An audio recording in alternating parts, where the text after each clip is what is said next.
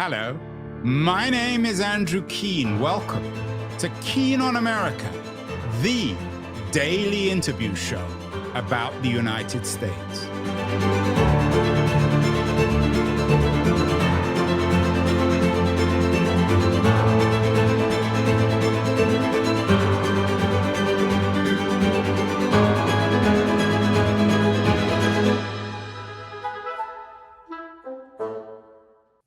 Hello, everybody. It's Saturday, April the 25th, 2026, the last Saturday in April. And this might be the week when finally the AI business grew up. That at least is according to Keith Teare, the publisher of That Was the Week newsletter. His editorial this week is entitled, very tersely, Adulting. Keith, is this the week that Sam and Dario and everybody else finally grew up and became mensches? Well, for anyone paying attention, it was a dramatically high energy week from both Anthropic and OpenAI in very different ways. OpenAI went on a PR binge that kicked off with Greg Brockman, who is the co-founder, and Sam Altman together being interviewed. Brockman, it turns out, is an extremely good, clear-thinking representative for OpenAI. And just to be clear, this was on the Core Memory podcast. Not as good as ours, of course, although we didn't get Sam or Dario or Brockman on our show. Exactly, not as good as ours. But actually, Brockman, that was his first of probably 5 appearances during the week on various podcasts. This was the longest and most in-depth, and the two of them interacted a lot, and you really got an insight into a company that's really thinking things through, being quite deliberate, very long-term thinking, with no tendency to feed any of the memes that they're arrogant or self-obsessed. It was very good for them. I mean, does that suggest, Keith? I don't want to pee on your parade, so to speak, but that they're getting a lot of grief from their investors. I know there have been rumors that the investors don't think that the valuation now is justified. Are they getting a lot of pushback from people saying you've got to grow up, you've got to be responsible? Investors don't tend to do that. They more lean in to become part of strategy. It has the same effect. That is to say, an increase of energy in areas of weakness. I think good investors do that. And there's our good investors, so I'm sure there is some of that happening. Yeah, I mean, they got the top investors in the world. So what is Altman and Brockman? What are they saying that's reflected of the fact that they're now, you claim at least this week, they finally reached adult status? It's taken a while, but they're there. They're saying a lot. They launched 2 products. One is Imaging 2.0. The other is ChatGPT 5.5. Both are not just good. I mean, they're outstanding. And you want to be using them because they're the best at what they do. They also changed their codex. When you say you want to be using them, who's the you? Is this programmers? Is this you and I? Oh, you and I as well. These things are not just for coding. They're just. But every week, somebody, it's we've talked about this before. It's like wacky races. Every week, there's a new leader. So next week, probably Anthropic will come up with something equivalent. Well, I think you have to use it to appreciate the qualitative change. Whether someone's a leader or not, I honestly don't really care. I do care how good the output is, and how fast it is, and how cheap it is. So they achieved a few things. They're using less tokens for much better output. Therefore, it's more scalable. That means the free version is quite functional. They've changed Codex from a programmer's app into the central app. And the center of gravity has now moved from the model to the user interface, which is a huge move. And Codex now should be everyone's starting point. You shouldn't be using ChatGPT, the app, anymore for any purpose. You should be using Codex. It's a better interface. doing more things, and it has access to all the models. So they've shifted their company to the next stage qualitatively. It really is real. You said that the free model now is functional. That might make some investors a little nervous. How are they going to make money if the free model is functional? Well, it's called freemium. It's the proven model of the internet. Is you've got to get people using it for free, and the heaviest users will pay for more access or improved quality, and that seems to be working for them. Look, there's nothing really bad to say about it. One can be skeptical always, but I think skepticism isn't really earned this week. It's more praise. Although there is some skepticism, not of, at least in your newsletter, not of Brockman and Altman, but of Amadei, Yann LeCun, another of the very influential founders of the AI revolution, suggests that Dario is wrong. He knows absolutely nothing about the effects of technological revolutions on the labor market. What's Dario been up to this week? How's he? If Sam has become an adult overnight or over a week, what's Dario been up to, and why you tend to be much more critical, in my view at least, of Dario than you are of Sam? What's Dario done good this week? Yeah, if I'd have been writing the newsletter on Thursday, I would have had a very different view of Anthropic, because the first 4 days of the week for them were awful. A few things happened. The first thing that happened is they released the 0.7 version of Opus 4.7, and the performance massively deteriorated from 4.6, and everyone was complaining about its hallucinations were back. The service was throttled. You got timeouts, so basically their infrastructure was creaking, if you will, with the usage. And it was a pretty bad week. Everything was going. As we've said this before, is your fellow Yorkshireman Harold Wilson famously said, "A week's a long time in politics, and it's certainly a long time in tech." Yeah. What changed then? So the first 4 days of the week weren't great for Dario and Anthropic, and then what changed? Well, what changed is, in response, they removed some of the features from their paid product, features that people care about, and they got such a backlash, they put it back in within 24 hours. And this was Dario, what I call the adolescent teenager being reactive. But yesterday it was announced that Google is going to invest up to $40 billion for infrastructure, and that Amazon is also going to invest in an initial $5 billion. Google's initial is 10. So 15 billion coming in initially from a gross of over 50 billion to spend on infrastructure, which they have to do because their service can't scale without it. So when you say infrastructure, Keith, not everyone is as familiar with these terms and what they mean. Does that require them to build data centers? Where does the money in infrastructure, where does it go? Well, they don't have to buy them. They can lease them. OpenAI don't own data centers. They lease them, and they charge them out at a profit margin above what they pay for the lease. Anthropic can do the same, and Google, as the supplier of TPUs, which is the NVIDIA competitor chip, has data centers with TPUs in. And so Anthropic most likely is going to spend a lot of money on both Amazon and Google leasing data center capacity using the chips that both of those companies manufacture in competition with NVIDIA. So it feels as if Anthropic, this is probably a bad decision long term.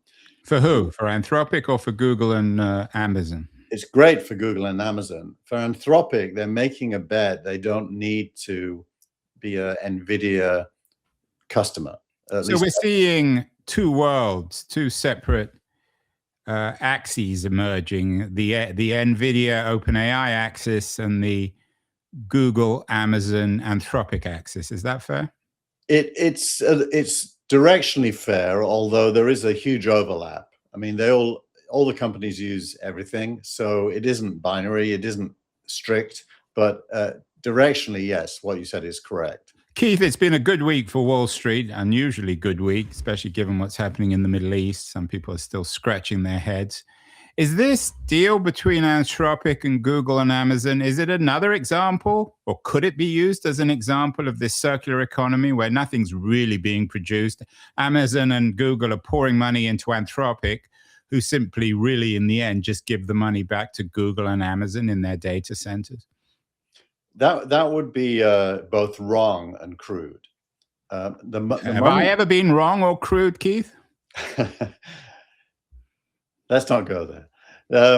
But back to the question. And for people just listening, you have to look at Keith's face to understand that what he was thinking was, I'm always wrong and crude. But go on. So the money here, and I talk about all the money, is coming from customers paying for services. Google is certainly fronting upfront costs, but how Google gets paid back isn't with its own money. It gets paid back from customers using Anthropic and paying for it. So it isn't a circular economy, although there are bilateral deals between buyers and sellers. To use a Keith Tier euphemism, bilateral deals as opposed to circular. Yeah, they're not circular because the same money isn't coming back. It just isn't. There's no evidence that that's happening. Google doesn't give you money. In fact, there is no money coming from Google. There is probably an agreement for $10 billion. Right, so when Google says they're investing 10, 20, 40 billion, whatever it is, that's not cash, that's services, that's data centers, that's infrastructure. It's in kind, but it gets paid for in equity. So it's equity being traded for services. And of course, in a way, some people might be scratching their heads and thinking, well, why would Google invest in Anthropic when they already have Gemini? Because Google is a multi-headed hydra. All hydras are multi-headed, Keith, I think. Yeah, exactly. So sorry for the redundancy, but Google is both a player and a vendor. So it really holds all the cards. It'd be interesting to see. And next week, I think Google are coming out with their numbers. It'd be interesting to see what they are, how much they're investing in infrastructure themselves, and where the revenue is coming from on AI and cloud. Yeah, but I think it's now beyond doubt that if you add together OpenAI, Anthropic, here's the adulting theme. They are now both committed to spending what is required to deliver a usable service, and they are both building huge mountains of revenue off of the back of that, which will make them the world's two biggest and fastest growing companies ever. Yeah, and you're going to push back on this, but for months, if not years, you've been saying there's only one player in this game, which is OpenAI. And now, are you acknowledging, Keith, that this is a two-man race, that Anthropic and OpenAI are side by side here? I think it's more like a 5+ man race. But I think so OpenAI is, you used to always argue, well, OpenAI is so far ahead, no one can catch them up. They're going to be a $10-15 trillion company inevitably in the next few years. Well, OpenAI are clearly ahead on all measures. And that's what I've always said, by the way. I didn't say they were the only player. I just said they're far ahead. And I still think they're far ahead and will end up being the biggest company of the group. But that said, who are the others? Grok this week acquired Cursor for $60 billion. That's the biggest acquisition in the history of acquisitions for private. Yeah, and just to be clear, Keith, because not everyone's as much of an insider as you, what is Cursor and why did Grok? Grok is, of course, Musk's AI company. Why would they buy Cursor for $60 billion? I mean, the way we throw around billions of dollars these days, especially on shows like this, it doesn't seem a lot, but $60 billion is an awful lot of money for a startup. Well, the buyer is SpaceX, and SpaceX is, the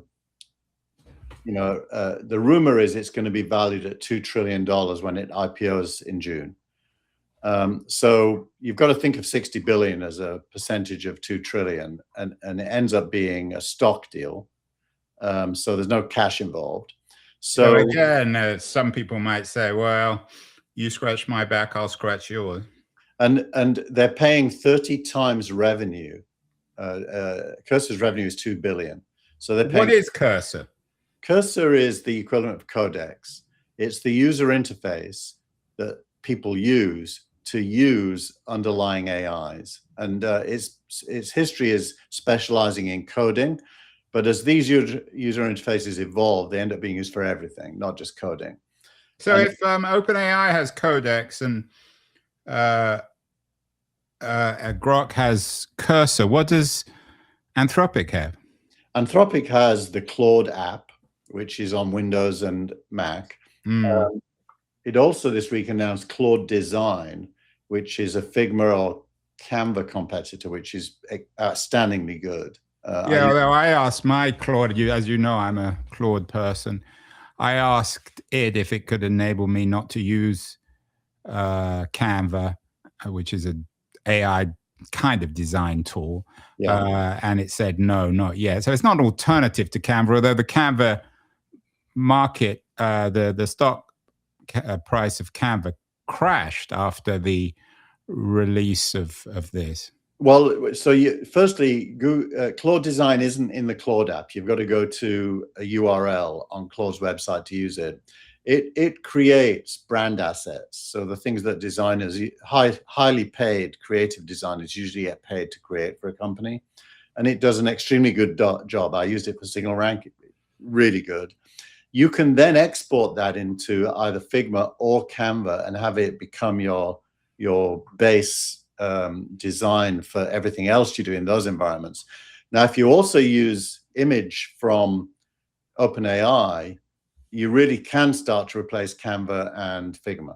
Yeah, although you're a pioneer, or certainly very advanced in this. For someone like myself, who's more of an everyday user, that's not possible. But anyway, you put all these things together, and we seem to be seeing the emergence of I don't know whether you would call it an adult economy, but certainly a more coherent economy. Is that fair, Keith?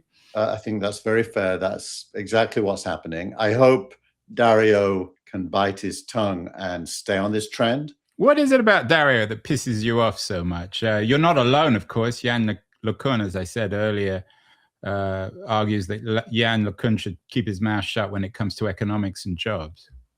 Is he just an annoying guy to guys like yourself? He gets distracted by ideologically driven narratives that don't serve his business, and that doesn't help him or his business. And he's got to become more disciplined. I'm not against him at all. I'm more giving him advice. Well, it's all interesting. Meanwhile, that's all very, very short term. Next week, maybe we'll have a Keith Teare editorial about these people becoming teenagers, but there are longer term consequences. There was a very interesting piece, I thought, in the FT this week. I don't know if you added it to the newsletter, Keith, about America's revolt is coming in the Wired Belt. I mean, clearly, the Facebook news this week that they were cutting 10% of staff. The Wired Belt of people, professionals, people who have jobs in the late industrial or post-industrial economy. I mean, this thing is becoming real, is it? Yeah, but I do think that's more of a consumer backlash against data centers, driven by the belief that electricity prices will go up, which you know, any amount of investigation you do will prove to you that is going to happen. Government has made deals with all the AI companies that they have to be self-sufficient at the level of paying for power, and they're protecting consumers from the burden of that. But the zeitgeist doesn't yet understand that. So there is this consumer backlash. It's fairly populist and it's anti-big tech, and it is coming from working class communities in poorer towns. That's definitely true. So as opposed, what's interesting is that the revolt is coming currently from the Rust Belt against the establishment of data centers. The Wired Belt has yet to revolt, although it seems to be brewing. Well, there's anxiety, particularly amongst engineers, that automation is going to hit white collar jobs and jobs in tech.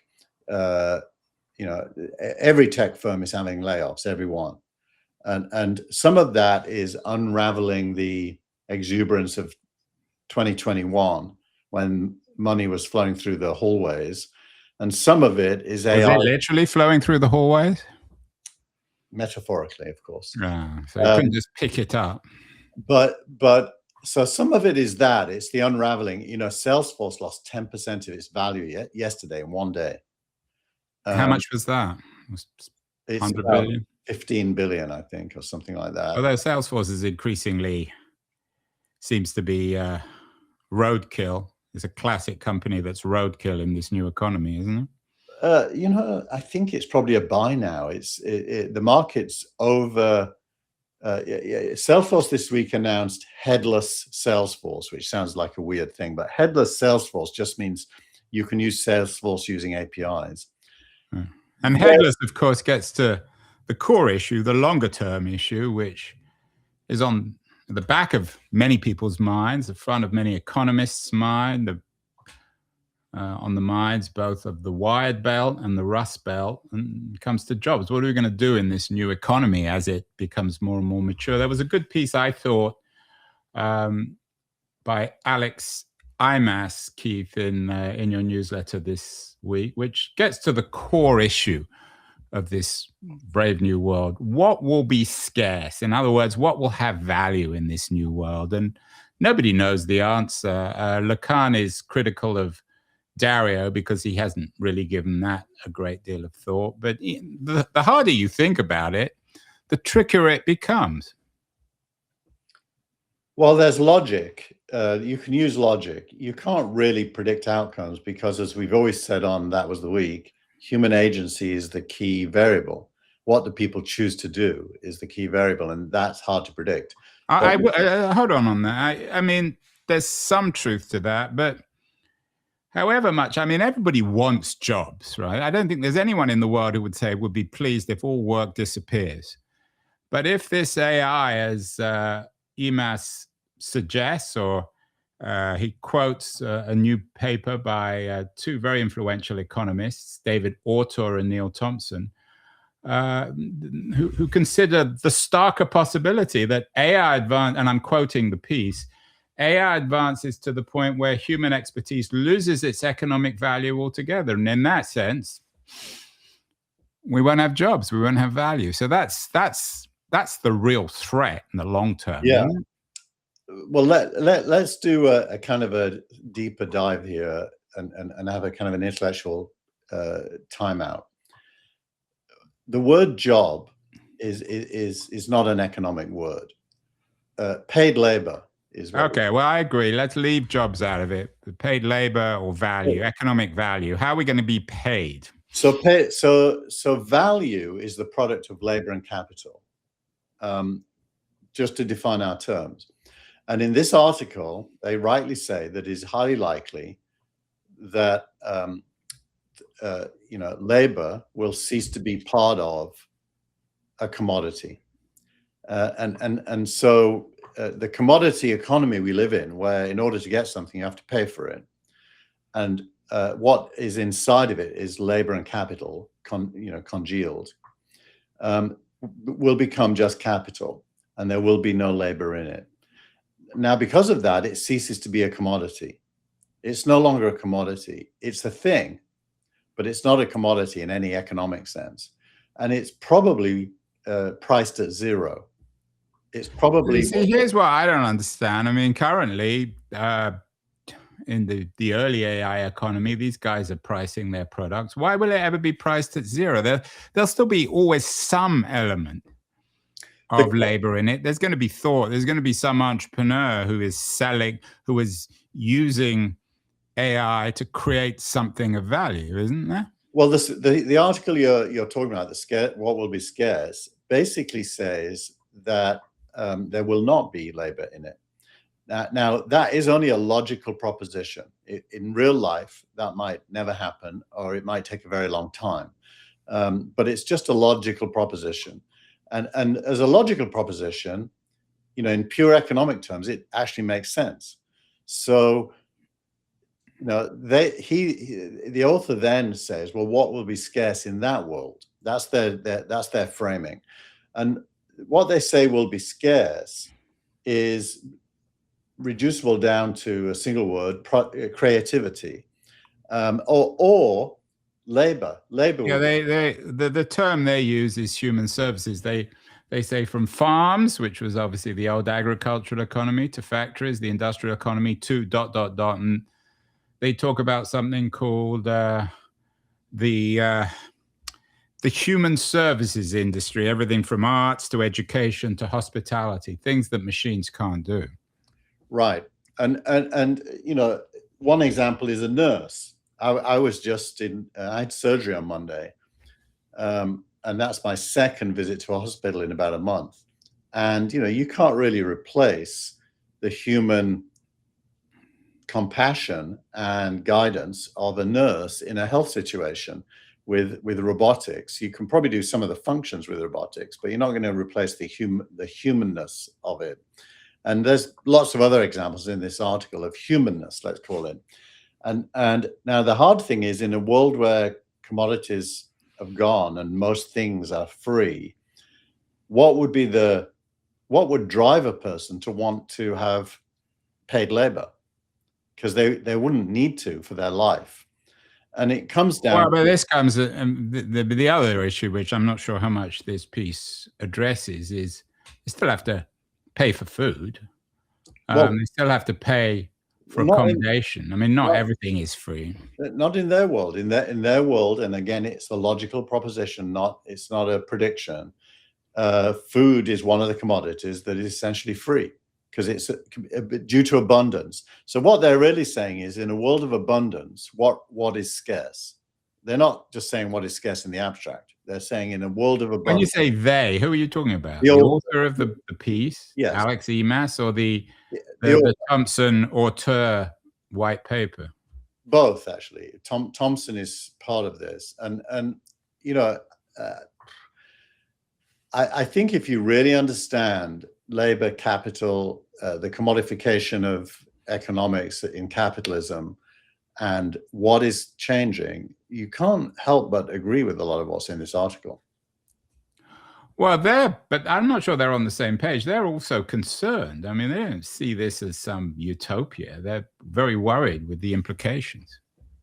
Well, that's a subjective thing. Whether, there probably were people worried when the 12-hour day went down to an 8-hour day, that, people will get drunk and be on the streets or something. There's always or on their cell phones. Yeah, there's always the elite always have a dire view of the masses, unless the masses are preoccupied with necessity and spending their money on cigarettes and beer, which is frowned upon, but is better than. So to quote the piece, The Future of Work, if the model is right, the durable jobs of the future won't be about monitoring AI systems or prompt engineering. Those are transitional jobs in the automated sector. The durable jobs will be in the relational sector, where the human element is the product itself. Some already exist and are growing, as you say, nurses, therapists, teachers, boutique fitness instructors, personal chefs, bespoke tailors, craft brewers, live performers, spiritual guides, childcare workers, and many varieties of hospitality and care work. So that's what people should be doing. There was a piece a couple of weeks ago about how nursing now has become the most popular major in university. Certainly, it might be wiser to study nursing than law or engineering or software. Well, human to human, I think, is the broader umbrella there. And, it's kind of interesting if you think about the individual. The individual as a social animal needs other humans. And a lot of that is through family, friends, through work, which, if that goes away, is missing. Probably religion makes a comeback. I think it's already making a comeback. But there is the political element here, and you quote Reid Hoffman, one of the few Silicon Valley billionaires who's clearly on the left. he writes in his new Substack, Faith in the Possible, technology's arc I mean, obviously borrowed from Martin Luther King, technology's arc bends towards access, but it does not bend on its own. So that bending still requires a third force. It's not going to come just through Anthropic or OpenAI. It's got to come through the government, doesn't it, Keith? Yeah, it's interesting going back to the beginning, the Brockman-Altman interview, they talked about the future in this context. And Altman said, well, there's three possibilities. His favorite possibility was that abundance lifts everyone up to a much higher standard, but it also exacerbates inequality. That was his favorite outcome. He had two other worse outcomes, one of which was apocalyptic. So in other words, the best case scenario is more inequality, according to Sam? He thinks that that will happen. Now, what is missing is what Reid Hoffman brings to the table, which is human agency when faced with abundance as an open question. What should we do with the I don't think the right word is value, but wealth. What should we do with the wealth that's created through automation? And, you know, the obvious answer is everything that humans need to enjoy their life should be improved. Travel, teaching, education, health, and so on. Well, I think the obvious, or certainly from a progressive point of view, the logic is that AI should be commonly owned by all of us because we're all contributing to it. So we should all be beneficiaries rather than just a tiny group of Silicon Valley entrepreneurs like Greg Brockman, Sam Altman, Reid Hoffman, Yann LeCun, Dario Amodei. Yeah, that's the thesis in that famous book, For Us the Living, that Robert Heinlein wrote during the Second World War, actually, where he talked about a heritage bonus, that basically the bonus for being human and living at a time when human history has evolved towards automation and the end of commodities. Is that there's a bonus that all humans get. They called it the heritage check, which came to people every month or every week. And, you know, that came from the Austrian school of monetary economics that believes that printing money is not inflationary as long as there's consumption. But I mean, the heritage, but you're always talking about this post-money economy. If you get a heritage check, whatever that means, how are you going to spend it if there's no longer any money? Yeah, Musk makes this point that money is hard for us symbolically to remove from our minds, but money is just a way of where scarce resources are allocated, and that people with money get more than people without money. Once there is no scarce resources, the function of money is massively reduced. Well, we got the very, very short term. We got the very, very long term. Somewhere in between, we're beginning to friend the machine. My interview of the week is with a Canadian writer, Victoria Hetherington, who has a new book out, The Friend Machine, on the trail of AI companionship. I know, Keith, you looked at the interview and thought that she didn't respond to my questions. What's your sense of our current relationship with machines? Is this the way to end our loneliness? You talked about all this isolation. Well, look, there is a dimension of that. I mean, when I use my AI agent every day, the OpenClaw one, it feels like you're talking to a being because it's doing things for you and coming back with answers. So there is certainly a kind of a presence which is proactive, like you would only be able to have with a sentient being. And so humans are wide open to that relationship. What she talks about is taking that to an extreme where she has examples of people forming sexual relationships with robots that have AIs attached to them and stuff like that. That is a bit, you know, I agree with her. That's the sad version It's when loneliness isn't resolved through human-to-human connection, but is resolved through human-to-machine connection. I don't think that is a good outcome for the human race. I doubt it's going to be the main outcome for most people. I think more time with other humans is the big win. Well, you and I spent a lot of time together, Keith, and we're human. That was the week that AI, at least according to Keith Teare, the week that AI leaders matured. Some people might say that was not very hard given how immature they've been, but we shall see. This is ongoing. Next week, I'm sure we will talk about some crisis or crash or other opportunity. Keep well, Keith, and we will talk next week. Bye, everyone. Hi, this is Andrew again. Thank you so much for listening or watching the show. If you enjoyed it, please subscribe. We're on Substack, YouTube, Apple, Spotify, all the platforms. And I'd be very curious as to your comments as well on what you think of the show, how it can be improved, and the kinds of guests that you would enjoy hearing or listening to in future. Thank you again.